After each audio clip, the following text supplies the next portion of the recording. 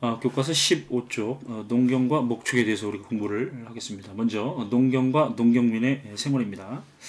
동아시아의 특징적인 식량은 바로 쌀이죠. 쌀은 그 영양소가 풍부하고 단위 면적당 생산량이 높아서 많은 인구를 또 부양할 수가 있고 굉장히 그 저장성이 강합니다. 동아시아에서 그 최초로 벼농사를 지은 지역은 바로 중국 창장강 중하류 지역, 바로 이제 강남 지역이라고 불리는 그 지역에서 동아시아 최초로 벼농사가 시작이 됐습니다. 기원전 6000년경에 벼농사가 시작됐는데, 원래 이제 그 강남 지방은 굉장히 토지가 비옥하고 이 저습지대입니다. 거기서 이제 야생적으로 자라던 그 벼를 인간이 기원전 6000년경부터 동아시아 사람이 재배를 하기 시작했다, 이렇게 이제 보실 수가 있고요. 이 벼농사는 좀 이따 얘기할 그 밭농사에 비해서 재배 과정이 굉장히 복잡합니다. 봄에 그 밭을 갈고 씨를 뿌리고, 그리고 이제 잡초를 제거하고, 그리고 이제 나중에 이제 수확을 하고, 그리고 이제 그 휴경을 통해서 이제 지력을 회복하고 다시 이제 땅을 일구고 하는 그런 과정들이 이제 있기 때문에 집중적인 노동력이 필요하고요. 다양한 농기구가 이제 필요합니다. 그래서 기술뿐만 아니라 사람이 함께 이동하면서 동아시아 각 지역에 이 벼농사가 전파되어 올 것으로 우리가 이제 보고 있습니다. 교과서 오른쪽에 벼농사의 확산 지도가 있는데, 이걸 좀 확대해서 한번 살펴보면, 여기 그 선생님 마우스 포인트가 가리키는 이 창장강 중류 지역, 그리고 이제 하류 지역에서 벼농사가 이제 시작이 되죠. 그래서 산둥반도를 통해서 한반도로, 또 해로를 통해서 직접적으로 또 한반도로, 그리고 이제 한반도에서 이제 일본으로, 이런 식으로 이제 동아시아 각 지역에 벼농사가 전파됩니다. 다시 돌아오면 밭농사에 대해서 한번 살펴보도록 하겠습니다. 사실은 이제 벼농사보다 먼저 시작한 농사는 밭농사죠.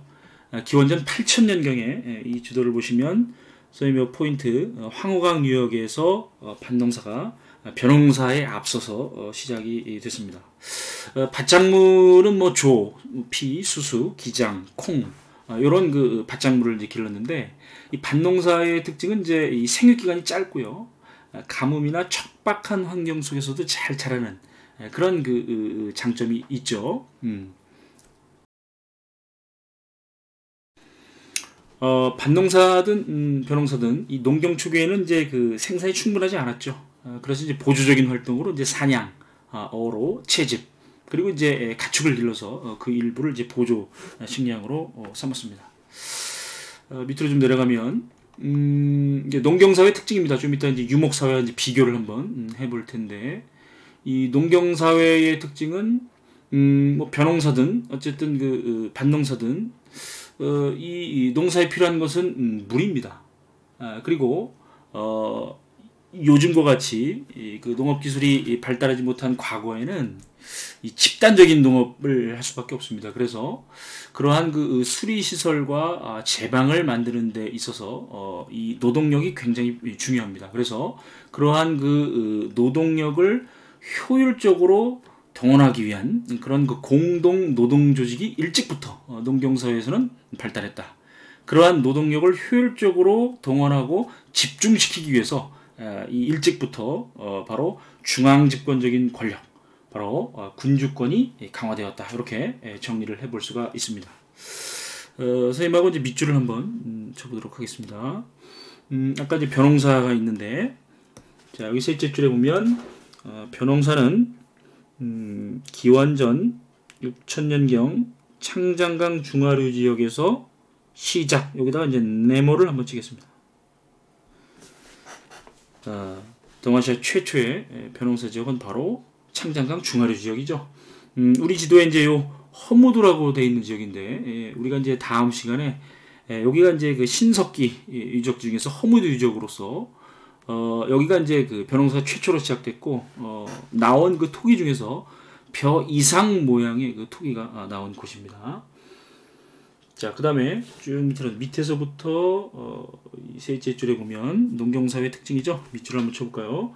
농경사회 한번 밑줄 치고, 이 농사에 필요한 건 물이죠. 그래서 수리시설, 수리시설이 필요하고, 그리고 농번기, 농사일로 바쁜 시기죠. 농번기에 주민을 효율적으로 동원하기 위한 조직이 발달. 밑줄을 한번 치겠습니다.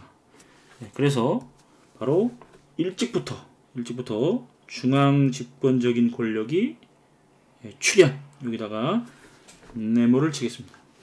일찍부터 유목사에 비해서 이러한 노동력을 효율적으로 조직하고 동원하기 위한 군주권이 강화됐다.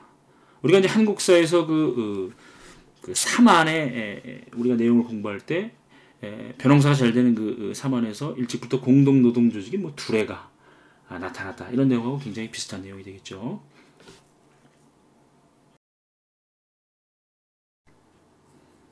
자, 지금 보시는 이 그림은 바로 농경민의 그 사계절이 되겠습니다. 굉장히 그 복잡한 과정을 통해서 이제 농사를 짓는 그 모습이 되겠고요. 교과서 다음 장으로 한번 넘어가도록 하겠습니다. 교과서 16쪽 목축과 이제 목축민의 생활이 되겠습니다. 우리 동아시아사에서 이제 목축은 방목과 유목으로 나눌 수 있습니다. 방목은 이제 일정한 구역 안에서 가축을 이제 풀어놓고 기르는 거고, 유목은 계절에 따라서 이제 이동을 하면서 가축을 기르는 건데, 우리가 이제 동아시아사에서 이제 목축이라고 하면 유목을 우리가 이제 주로 생각을 하시면 되겠습니다. 이제 유목사회의 특징을 우리가 한번 살펴보도록 하겠습니다. 대표적으로 이제 몽골 초원, 고원이라고도 하죠. 이 몽골 고원 지역에서는 비가 아주 적게 오고 굉장히 날씨가 춥습니다. 그러니까 이제 어쨌든 풀이 자라는 지역도 있는데 풀이 자라봐야 굉장히 짧게 자랍니다. 그래서 그 가축에게 먹일 목초지를 따라서 계절에 따라서 이렇게 이동을 하면서 가축을 기르는 그런 생업을 선택할 수밖에 없었던 거죠. 그래서 그 유목민에 있어서 이 가축을 기르는 일은 굉장히 중요합니다.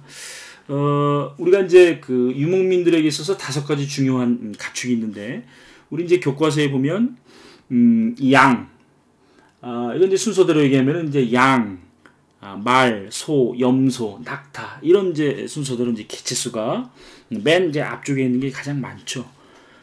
특히 이제 양 같은 경우는 버릴 게 하나도 없습니다.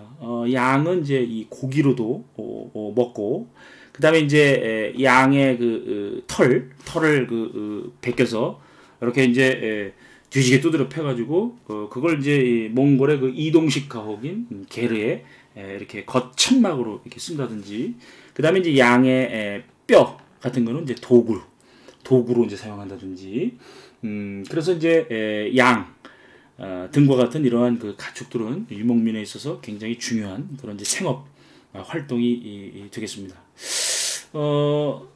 양의 고기를 그 뜨겁게 달군 돌에다가 이렇게 구워 먹는 이제 몽골의 전통 음식, 바로 허르헉이라고 하죠. 그런 음식도 있고요. 우리 이제 교과서 그 밑에 보면 이러한 그 치즈와 마유주와 같은 말이나 양, 염소 등의 젖으로 만든 그런 유제품들이 이제 있습니다. 그리고 이제 그 낙타와 소 같은 경우는 이제 주로 먹지는 않고 주로 이제 물건을 운반하는데 활용이 됐고요. 말은 이제 굉장히 유목민족에 있어서 이제 이동과 전투 수단으로 굉장히 중요시 됐죠. 17쪽에도 나오는 내용이지만 이 유목민족들이 이제 일찍부터 안장과 등자라고 하는 이제 이 발걸이입니다. 안장과 등자가 이제 발명되면서 굉장히 그 말 위에서 안정적으로 이 등자에 이제 그 발을 걸고 양 무릎으로 이제 말을 꽉 조이게 되면 이제 두 손이 자유롭게 되는 거죠. 그러면서 이제 안정적으로 기마 전술을 펼치면서 활을 쏠 수 있게 되면서 굉장히 그 전투력이 강해지는 그런 이제 모습이 나타나게 되는 겁니다.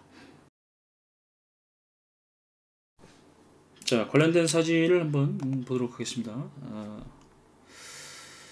자, 보시면 여러분들 많이 놀라셨죠? 갑자기 선생님이 나타나서 선생님이 이제 재작년이죠. 중국 그 내몽골 자치구에 답사를 갔었는데, 바로 이제 그 굉장히 먼 지역에 있는 우라카이 초원입니다. 저 뒤로 이제 실제로 이제 이 내몽골 자치구의 그 중국에 있는 이제 몽골족들이 양을 이렇게 이제 기르고 있는 그런 모습입니다. 옛날에는 분명히 말을 이용해서 양을 쳤을 텐데 지금은 이렇게 오토바이를 이용해서 치고 있는 모습도 있고요. 요거는 이제 우리나라에서 찍은 이제 게르, 바로 이제 이동식 가옥이 이제 게르 모형이죠.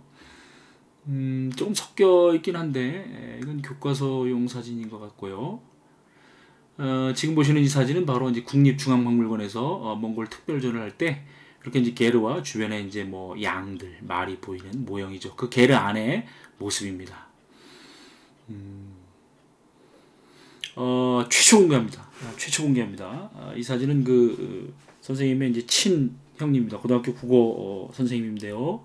내몽골에 가서 그들이 이제 자주 먹었던 양고기, 양고기를 이제 시켜서 먹기 전에는 굉장히 이제 밝은 모습을 하고 있는데 한 입을 먹고 바로 형님께서 토했던 그런 기억이 지금 나고 있습니다.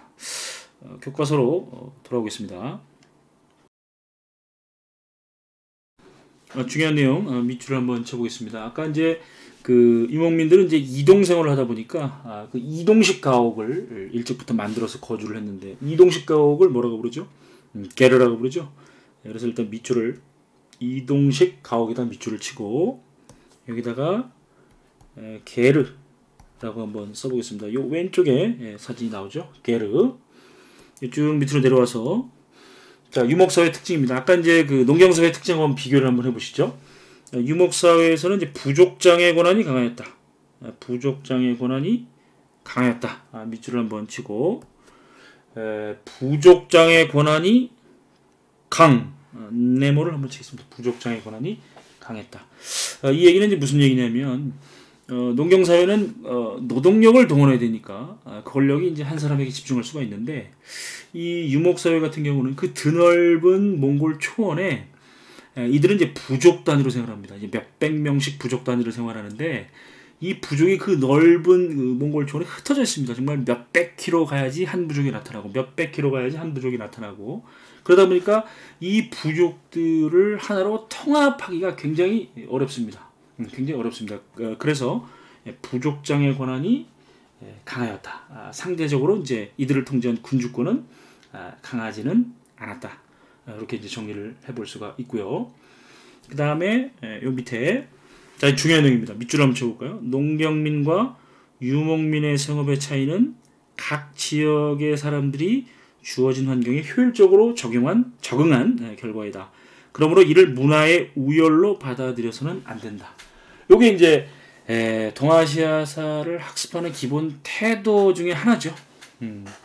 자, 이 농경을 하는 민족에서는 유목 민족에게 그 돌아다니는 어떤 그 야만족, 그 어른보다는 젊은 사람들을 먼저 챙기는 예의 없는 민족 이렇게 이제 욕을 했었고, 그다음에 이제 유목 민족들은 이 농경 민족들한테 이 농경지에 매여 있는 아주 답답한 민족 뭐 이런 식으로 해서 그러한 그 생업의 차이를 이렇게 이제 우열로서 받아 서로 비판을 했었는데 그런 식의 태도는 안 되는 거죠. 이 농경을 하느냐 유목을 하느냐 이런 생업의 차이는 주어진 환경에 효율적으로 적응한 결과이죠.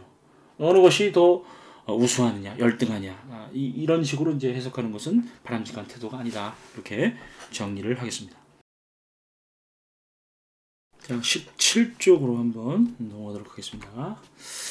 농경민족과 민족과 이제 북방민족인데요. 아까도 조금 얘기를 했습니다. 이 그 유목민족은 일찍부터 안장과 발걸이, 등자라고 얘기하죠. 이것이 이제 발명되면서 굉장히 그 전투력이 강해지면서 이 그 동아시아에서 이제 그 최초의 유목 국가 하면 이제 흉노입니다. 흉노. 중국의 그 전국시대 기원전 3세기 정도죠. 이때 이제 몽골 고원에 강력한 이제 유목 국가를 세우고 중국의 진나라 한나라를 그런 위협했던 동아시아 최초의 유목 국가고, 그 뒤에도 이제 뭐 선비라든지 뭐 돌고래라든지 위구르, 거란, 몽골 이런 유목 민족들이 초원지대를 무대로 이제 활동을 했고요. 나중에 정복했지만 몽골은 정말 강력한 군사력을 바탕으로 아주 세계 대제국을 건설하게 되죠. 이 농경민족과 이제 북방민족, 바로 이제 북방민족이라고 이제 교과서에 표현되어 있지만 농경민족과 유목민족, 이들은 이제 기본적으로는 이제 교역과 그 보안 관계, 그러니까 이제 농경지대에서 생산한 곡물이나 차, 뭐 황금, 비단, 누룩, 이것을 이제 유목민족에서 생산한 말, 모피, 주옥 이런 것들을 이제 교역하면서 서로에게 이제 필요한 것을 이제 보완을 하죠. 그런데 유목민족 입장에서 이제 이 농경민족에게 얻을 수 있는 그러한 그 곡식이라든지 생필품이 부족하면 바로 하늘은 높고 말은 살찌고 들판에 곡식은 익어가고 있을 때 바로 이제 그 기마군단을 끌고 와서 뭐 약탈을 하게 되는 그런 이제 일들이 일어나는 거죠. 그래서 이제 기본적으로는 이제 교역하고 보완하기도 하지만 때로는 이제 이 갈등이 발생해서 전쟁을 하기도 하는, 끊임없이 이제 이 농경민족과 이 유목민족은 전쟁을 하기도 하고 또 교역하기도 하는 그런 갈등과 보완 관계다, 이렇게 말씀을 드릴 수가 있습니다. 요 밑에 있는 이 영양을 키우는 탐구 활동 보면 기후 변화와 이제 북방 민족의 남아인데요. 여기 보면 어떤 그 학자가 이제 연구를 한 건데, 중국의 평균 기온이 좀 낮아졌을 때 굉장히 그 북방의 그 유목민족이 사는 곳은 정말 원래도 추운데 조금 한 뭐 1, 2도 정도만 낮아도 굉장히 춥거든요. 낮아지면 이 유목민족들이 농경지역으로 이제 침투해 들어온다, 쳐들어온다라고 하는 것이죠. 그래서 그런 내용들이 여기 있으니까 요거는 이제 참고적으로 보시기 바랍니다.